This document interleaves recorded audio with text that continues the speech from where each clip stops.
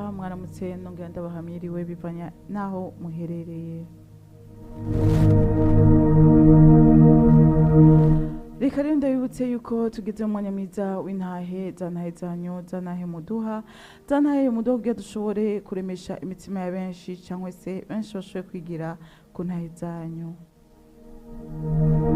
Ndabibutse yuko mushaka kuduha intahe muciye ku 65 amajana 69 amajana 69 cyangwa se mukatwakura tukabasanga aho muri maze mukaduha intahe zanyu. Uno musi umunwa nuwanje Ahmela ariko intahe ni ya Natasha.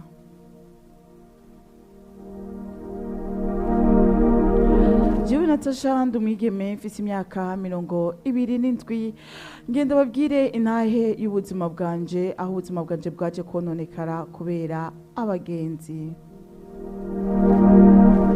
Jewe Natasha navutse ndumukobwa nk'abandi, navutse ndumwigeme kabisa myiza, mugabo nari mfise ikibazo kimwe, nari mfise ikibazo cyuko namye ndi muto muto, maze ivyo bikantera ingorane mu kibano kuko bose baravuga bakaca banyita ngo bigi kandi nonze. Byantera isoni maze nkumva yuko ndemerewe koko kuko ukuntu babivugana ubucokozi kwishure, abana bose bantunga urutoki. Ukonda kwanje niko ari kwakonda gusanzwe, ko ari kwakonda hamubona yuko atani inyama n'imwe isigaye ku mubiri. Byambereye igikomere ndababara cyane, mugabo uko nakura nagenda ntora kabiri, nagenda mba nongerekana buhoro buhoro, mugabo ikintu cyari cyaranse kuza nukuri ku mubiri wanje byari byaranse yuko haza ikintu bita igisusu. Aho rero nari muri adolescence, ahandi abantu bose baraba, ahandi abana mu bamwigana baraba, Meri bakambaza ati none wewe kuvyibuha ahandi hose maze taye yawe ikaguma icuritse ni gute? Naho nyene bibi bitutsi kuko ukuntu naje kuvyibuha navyibushe ahantu hose hama mbura hasi. Yarabaye ingorane itari ntonya kuko niyumvise yuko abantu bose bandaba bakabona ubwiza bwo mu maso baza kuraba hasi kikaba ikibazo. Naje gukundana n'umwana w'umuhungu aho ku myaka 18. Uwo mwana w'umuhungu akambwira akanabinyereka yuko kabisa ntameze nk'abandi bakobwa. Byanteye kwisuzugura, nabitera inkuru bagenzi banje nabo bakavuga ngo ntakubesha, mbere ntiwirigurana mu gimihari nikumeze ntumeze nk'abandi bana b'abakobwa. Vyukuri byaje kumbera igikomere, nza gukwiza imyaka 25 aho natanguye kumva yuko nkwiye kubitorera umuti kuko abantu bose barandaba ubwiza, duhuye bakavuga ati oya si wewe kuko ukuntu narindemye. Nukuri byaje kumbera igikomere, abagenzi banje ntibigeze bamba hafi, mbere n'abasore twagendana bose baranabinyereka yuko ntameze nkuko abandi bari bategerezwa kumera, kuko turiko tugendana barahindukira bakaraba abandi nkumva umutima urandiye. Nafashe ingeso yo kugenda kurondera ibintu bita ngo n'amavuta aduza ibisusu. Naragiye bandangira ayo mavuta ngo n'amavuta ngo yongereze ibisusu, ndaje ko ndasiga, mbere bambwira ngo ayo mavuta arakorana na sport, barampa n'ibinini nshobora kunywa kugira nshobore kugira ibyo bisusu.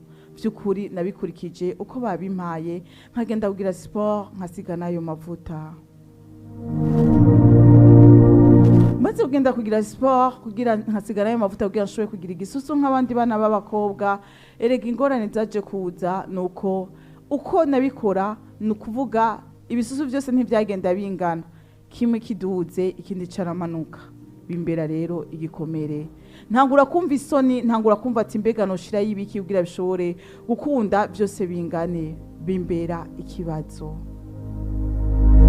Naragiye mbwira umwana w'umukobwa umwe yari yaravuze yuko nawe yabikoresheje mbere birakunda, ndamubaze ko yabigenjeje, uwacambwira ngo yagiye mu Rwanda bamutera inshinge.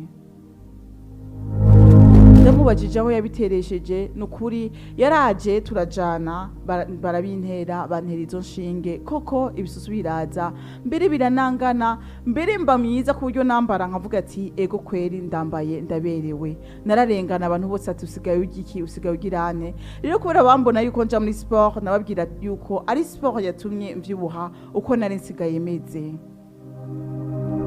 ndababwije ukuri yuko ibyishimo byari ibyishimo umunezero wari umunezero mugano babwira yuko uno munsi ndiko ndabahino ntahe umunezero utakiri wa wundi ibyishimo bitakiri bya bindi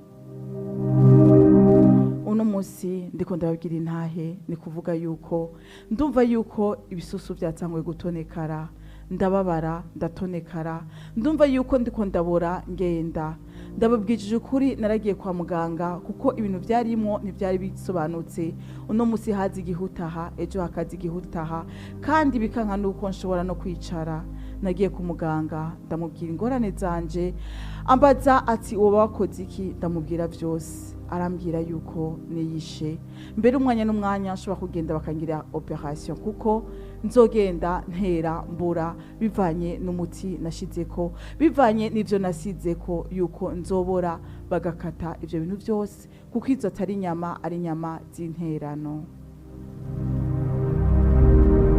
by'ukuri aha ndababwira nuko ntashobora kwicara aho ndababwira nuko ntashobora no kuguma umwanya munininya ntari kumfata imiti y'ububabare kuko ububabare ni bwinshi cyane uranarenze ku buryo ntashobora no kubasigurira ingene bimeze ububabare ni bwinshi kubwo kurondera ibisusu kubwo kurondera ubwiza ntari mfise kubwo kurondera ingene nobaho nobabwira yuko nabwo bwiza bwanje bw'umubiri mu maso bwaragiye kubw'ibibazo ubu unye uwogira yuko ku myaka yanje 27 uwo mpe myaka 40 nukuri jeje ndiraba mukiyo nkibura nabuze ubwiza bwo ku mubiri mbura na bwa bunini nariko ndondera mbura n'ubwiza bwo ku mutima kuko ngumanijiri umwanya wose intaye yanje ndazi yuko ntakoze ibintu vyiza ndazi yuko ntakoze ibintu bibereye ariko nzanye intaye yanje kugira nshobore guhanura abana babigeme bashaka yuko bamera nkuko bataremwe nkuko batavutse yuko bo bihagarika